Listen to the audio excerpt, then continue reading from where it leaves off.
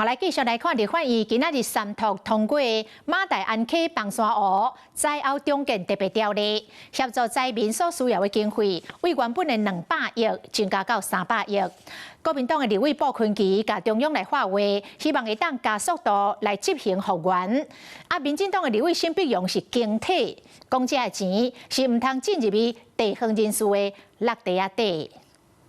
马泰安淹塞湖灾后重建特别条例制定通过。预做推考虑，调解立委拢拍扑啊！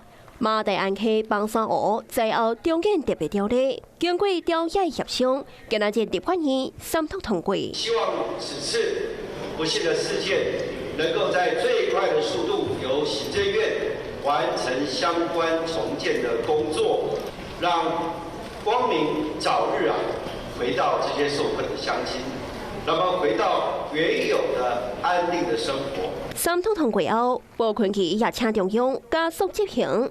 未来主管机关将是行政院公定委员会，经费增加到300亿，内容包括着放山湖调查、受灾民众的安置，也有青烂土加农产土税清关。施行的日期是2027年3月30日。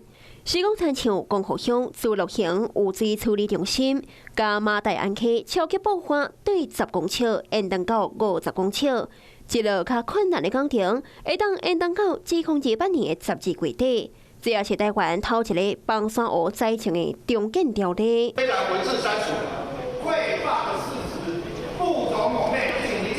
好，谢谢。我们必须要确保这个300亿实实在在的被花在花莲灾民的手上。